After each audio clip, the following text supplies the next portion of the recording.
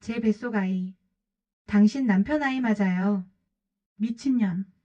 대체 무슨 소리를 하는 거야? 나는 이제 겨우 평화를 되찾은 사람이다. 남편이 세상을 떠난 지 5년이 흘렀고 그때의 분노와 수치심도 어느덧 잊혀졌다. 작은 베란다에서 화초를 가꾸며 조용히 아침 햇살을 받는 게 요즘 내 일상이었다. 오늘도 별일 없는 하루가 될 줄 알았다. 창문을 열고 물을 주던 그때 초인종이 울렸다. 누구지 이 시간에? 문을 열었다. 그 순간 심장이 멎는 줄 알았다.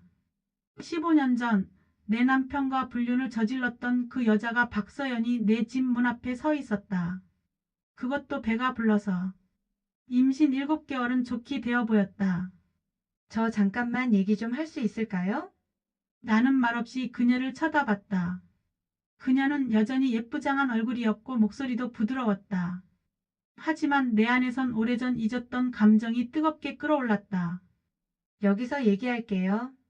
어차피 할 말은 간단하니까. 그녀가 배를 쓰다듬으며 입을 열었다. 제 뱃속 이 아이요. 당신 남편 아이 맞아요. 뭐? 지금 뭐라고 했어? 순간 다리에 힘이 풀렸다. 남편은 죽은 지 5년이 넘었다. 근데 임신이라니. 냉동 보관했던 정자로 임신했어요. 합법적으로요. 그녀는 가방에서 서류 한 장을 꺼내 내밀었다. 불임 클리닉 동의서. 거기엔 남편의 서명이 또렷하게 찍혀 있었다. 15년 전 그 일로 정말 미안했어요. 하지만 그 사람이 저한테 약속했거든요. 언젠가 아이를 갖게 해준다고. 그녀의 눈빛이 이상하게 맑았다. 마치 자신이 피해자라도 된 것처럼. 나는 문을 닫으려 했다. 잠깐만요. 제발 들어만 주세요.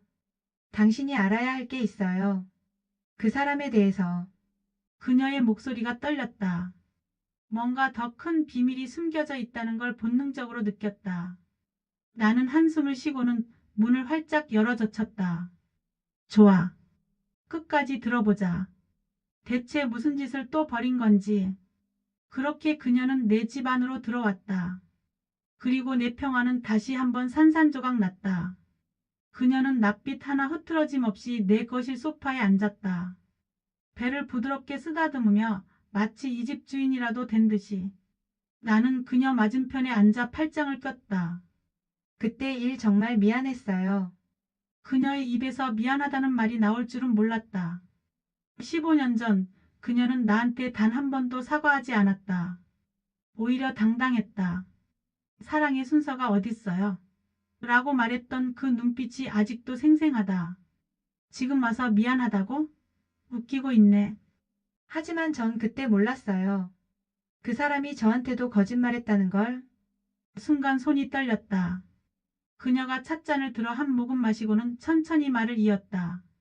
그 사람 저한테 이혼할 거라고 했어요. 당신이랑 끝났다고. 근데 알고 보니 당신이랑 잘 살고 있더라고요. 저만 바보였던 거죠. 남편은 내게 단 한 번도 이혼 얘기를 꺼낸 적이 없었다. 아니, 오히려 그 시기에 더 다정했었다. 그래서 전 그 사람을 떠났어요. 근데 떠나기 전에 그 사람이 제안했거든요. 불임 클리닉에 정자를 보관해 두자고. 언젠가 아이를 가질 수 있게. 그녀는 가방에서 또 다른 서류를 꺼냈다. 클리닉 계약서 남편과 그녀의 공동명의였다. 날짜는 15년 전 그들의 관계가 끝나기 직전이었다. 근데 더 충격적인 건요. 그녀가 핸드폰을 꺼내 사진 한 장을 보여줬다. 남편과 그녀, 그리고 낯선 어린 여자아이가 함께. 이 아이 이름은 지우예요. 지금 10살. 그 사람이랑 제가 키웠던 딸이에요. 세상이 빙빙 돌았다. 남편한테 딸이 있었다고? 그 사람 죽기 전까지 우리 셋이 함께 살았어요. 물론 당신 몰래요. 주말마다 출장 간다고 했죠? 그때 우리한테 온 거예요. 손이 바들바들 떨렸다. 주말 출장. 맞다. 그때 남편은 한 달에 두세 번씩 지방 출장을 갔었다. 나는 의심 한 번 안 했다. 믿었으니까. 그리고요, 당신이 알아야 할 게 하나 더 있어요. 지우만 있는 게 아니에요. 다른 여자한테도 아들이 있어요. 그녀의 말이 끝나자마자 나는 그 자리에 주저앉았다. 다리에 힘이 풀려서 소파에 몸을 기댔고 숨이 턱까지 차올랐다. 물 드릴까요? 그녀가 조심스럽게 부엌으로 향했다. 마치 이 집 구조를 훤히 아는 것처럼. 나는 그제야 깨달았다. 이 여자, 여기 와본 적 있구나. 그녀가 물을 건넸다. 나는 단숨에 들이켰다. 목구멍이 타들어가는 것 같았으니까. 진정하세요. 제가 다 설명해 드릴게요. 그녀는 다시 핸드폰을 꺼냈다. 이번엔 다른 사진이었다. 남편과 또 다른 여자, 그리고 초등학생쯤 되어 보이는 남자아이. 세 사람이 놀이공원에서 환하게 웃고 있었다. 그 혜진이라는 사람이랑 8년 동안 만났대요. 아들 이름은 준호, 지금 13살이요. 8년. 8년을 어떻게 숨긴 거야? 손이 떨려서 사진을 제대로 볼 수가 없었다. 그 아이는 남편을 똑 닮았다. 어릴 적 남편 사진에서 봤던 그 눈매, 그 웃음. 전 우연히 알게 됐어요. 그 사람 장례식 때 그 여자가 나타났거든요. 아들 손잡고. 장례식. 맞다. 그때 낯선 여자가 멀찌감치 서서 울고 있었다. 나는 친척인 줄 알았다. 그 여자도 몰랐대요. 다른 가족이 있다는 걸. 그 사람이 사업가라고 거짓말했대요. 바쁘니까 자주 못 본다고. 궁금했다. 남편이 그 여자들한테 나를 뭐라고 소개했는지. 당신 얘기는 거의 안 했대요. 그냥 어쩔 수 없이 함께 사는 사람이라고만. 가슴에 비수가 꽂히는 기분이었다. 30년을 함께 산 아내가 어쩔 수 없이 함께 사는 사람. 나는 그에게 그 정도밖에 안 되는 존재였던 거다. 이게 자식. 진짜 사람이 아니었네. 그래서 제가 그 여자를 찾아갔어요. 우리 얘기 좀 나눠보자고. 그랬더니 그 여자가 저한테 보여준 게 있어요. 그 사람이 남긴 편지. 그녀는 가방에서 낡은 편지 한 장을 꺼냈다. 봉투는 누렇게 변색되어 있었고 남편의 필체가 선명했다. 나는 떨리는 손으로 편지를 펼쳤다. 편지를 읽기 시작했다.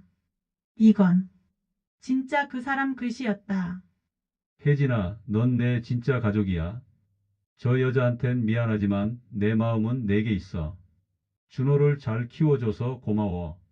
너희 모자가 내 유일한 희망이야.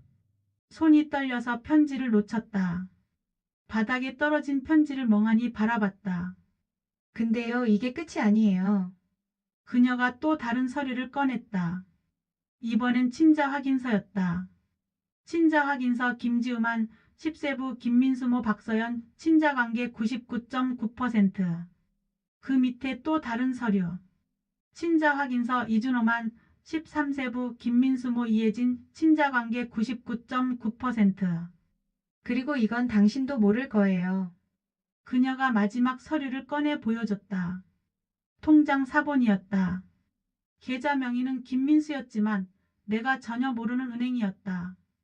잔액란에는 충격적인 숫자가 찍혀 있었다. 5억 3천만 원. 이 돈 당신 남편이 우리한테서 모은 돈이에요. 생활비라고 주고 투자금이라고 받고. 머리가 멍해졌다. 남편은 죽을 때까지 가난하다고 했었다.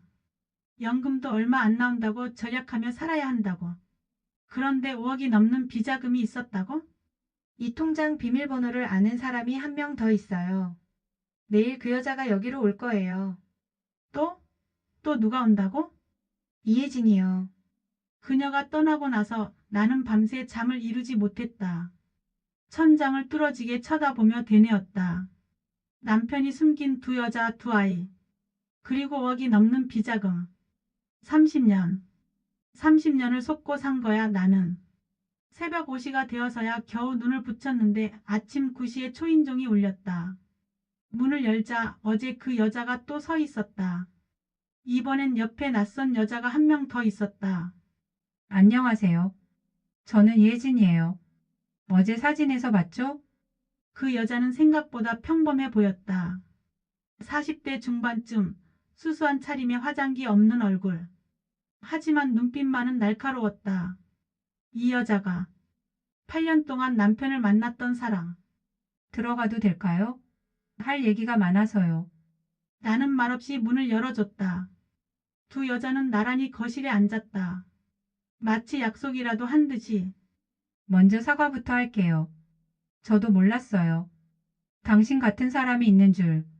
이혜진이 고개를 숙였다. 하지만 그 사과가 진심인지는 알 수 없었다. 그 사람이 저한테 했던 말 알아요? 아내가 죽었다고 했어요. 교통사고로. 순간 웃음이 나왔다. 황당해서. 남편은 나를 죽인 거였다 말로. 그래서 전 믿었어요. 이 사람이랑 재혼하면 되겠구나. 준호한테도 제대로 된 아빠를 만들어줄 수 있겠구나. 이혜진의 목소리가 떨렸다. 근데 장례식장에서 당신을 봤을 때 그때 알았죠. 내가 완전히 놀아났다는 걸. 박서연이 끼어들었다. 우리 둘이 어제 밤새 얘기했어요. 그리고 결론 내렸죠. 우리끼리 싸워봤자 손해는 우리만 본다고. 그래서 뭘 어쩌자는 거야? 그래서요, 우리 셋이 힘을 합치면 어떨까 싶어서요. 순간 정적이 흘렀다. 나는 두 여자를 번갈아 쳐다봤다. 이혜진이 가방에서 서류 뭉치를 꺼냈다. 그 사람 재산 다 당신 이름으로 되어 있죠? 이 집 예금 보험금까지. 그건 당연한 거 아냐? 내가 아내니까. 근데 사실 그 돈 우리 돈도 섞여 있어요. 제가 8년 동안 준 생활비만 2억이에요. 사업 투자금 명목으로. 박서연도 거들었다. 저도 1억 5천 정도 줬어요. 지우 양육비랑 미래를 위한 투자금이라고. 두 여자는 서로 눈빛을 교환하더니 나를 똑바로 마주 봤다. 법적으론 우리 아이들도 상속권이 있어요. 혼외 자식이라도 친자 확인만 되면 권리가 생기거든요. 상속권? 지금 나보고 재산 나눠달라는 거야. 손이 부들부들 떨렸다. 화가 나서가 아니라 황당해서. 그런데 우리가 법정 가면 다 손해예요. 변호사 비용에 시간도 오래 걸리고. 무엇보다 이혜진이 잠시 말을 멈췄다. 세상에 다 알려지잖아요. 당신도 창피하지 않아요? 남편이 이중생활 했다는 거. 창피? 지금 창피한 게 나야. 하지만 그 말이 틀린 건 아니었다. 이게 알려지면 동네 사람들 입에 오르내릴 게 뻔했다. 그래서 조용히 해결하자는 거예요. 우리끼리. 재산 셋으로 나눠요. 집은 당신이 갖고 현금이랑 비자금은 우리가 나눠 갖고. 박서연이 계산기를 꺼내 보였다. 전부 합치면 8억 정도 돼요. 집 빼고 현금만 5억. 우리 셋이 나누면 1억 7천씩. 공정하죠? 공정. 이게 공정하다고? 나는 천천히 입을 열었다. 만약 내가 싫다고 하면요. 두 여자의 표정이 순간 굳어졌다.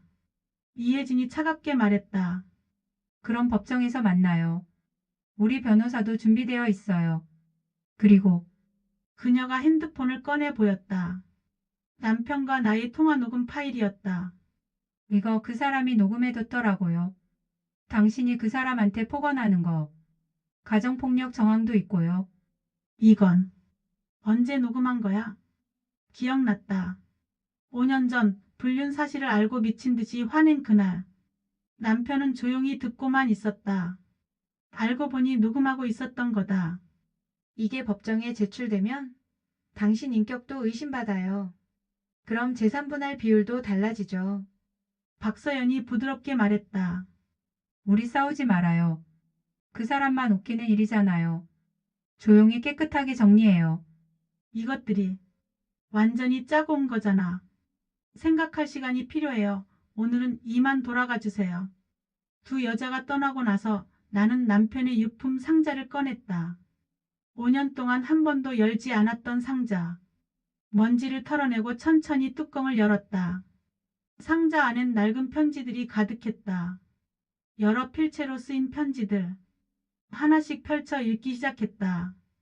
오빠 어제 정말 행복했어요. 우리 앞으로도 쭉 이렇게 만나요. 민수야 보고 싶어.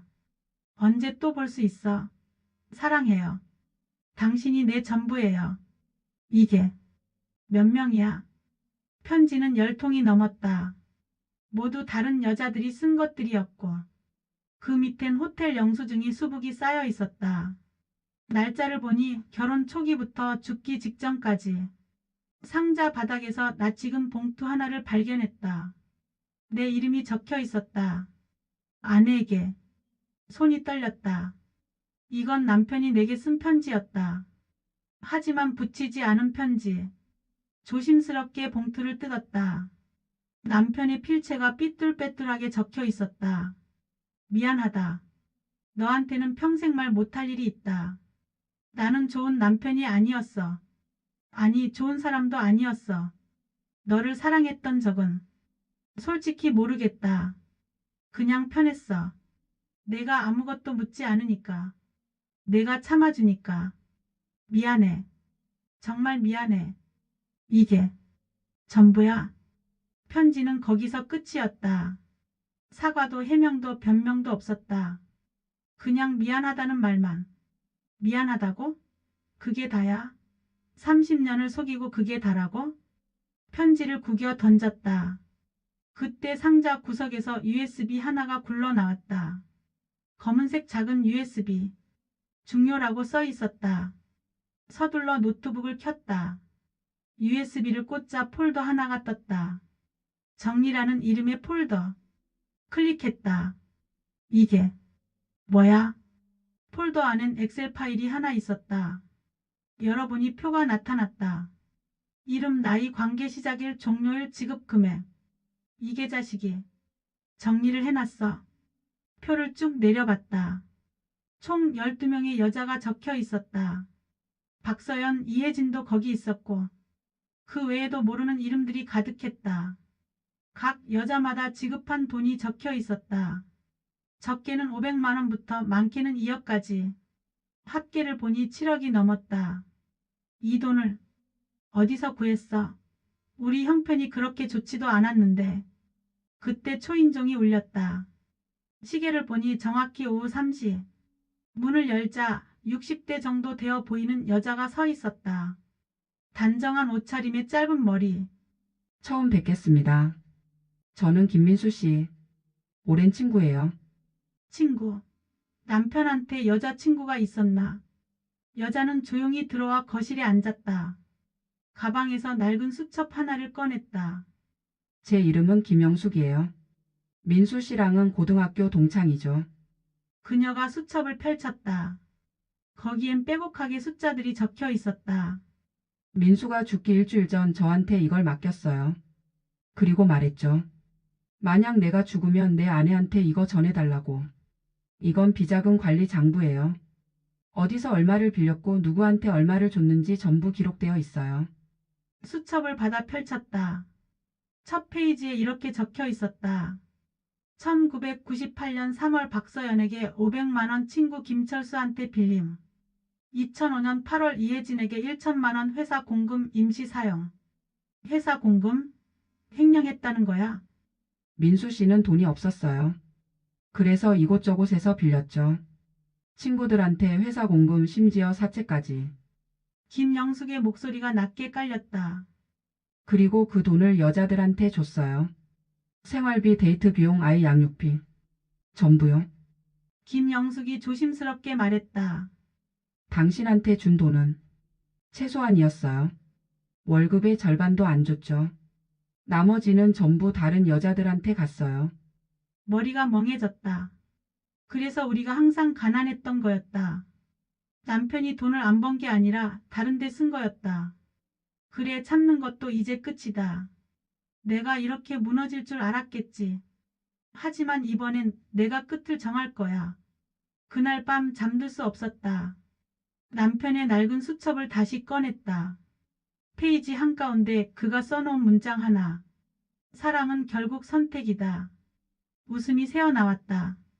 그래, 당신이 선택했다면 나도 내 선택을 할게. 내일 아침 그 여자들을 다시 부를 거다. 이번엔 내가 판을 짜는 쪽이니까. 그날 아침 거실 한가운데 원형 테이블 위에 서류 뭉치를 올려놨다. 유언장, 친자 확인서, 그리고 남편이 수첩. 잠시 후 초인종이 울렸다. 그 여자 둘이 약속이라도 한 듯 나란히 들어왔다. 저희는 애들이 있잖아요. 아이들이 상속받을 권리가 있어요. 맞아요. 그럼요. 남편분이 생전에 도와주신 것도 있고 서류 정리만 하면 우리 목도 챙겨야죠. 그 돈은 제 남편이 평생 땀 흘려 모은 거예요. 아무리 아이가 있다고 해도 남의 집 재산은 손 대지 마세요. 아니, 너무하시네. 우리도 어려워요. 애 키우는데 돈이 얼마나 많이 드는데. 가족이라면 이렇게까지 안 하지. 우리 법적으로도 받을 수 있다고요. 괜히 감정적으로 나오지 마세요. 법이요? 나는 그제야 잔을 내려놓았다. 좋아요. 법으로 하시죠.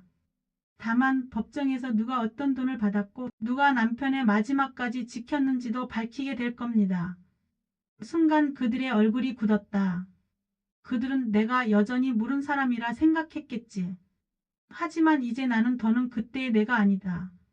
남편의 죽음으로 세상에 홀로 남은 여자가 아니라 지킬 걸 지킬 줄 아는 사람으로 변했다. 그래, 한 푼도 줄 수 없어. 그건 돈의 문제가 아니라 존엄의 문제야. 남편의 이름을 팔아서 살아가는 사람들한테 그 한 푼이 그들의 양심값이 되게 할 순 없지. 변호사 사무실 불빛 아래 서류 더미가 탑처럼 쌓였다. 친자 확인서, 비자금 장부, 녹음 파일, 그리고 남편이 남긴 USB. 모든 증거를 한데 모아놓으니 내가 당한 시간들이 숫자와 문장으로 되살아났다. 이건 벌죽이다. 하지만 내가 원하는 건 단순한 파멸이 아니다. 그들이 내 앞에서, 아이들 앞에서 떳떳하지 못하게 만드는 것. 그 불명예가 평생 따라다니게 만드는 것.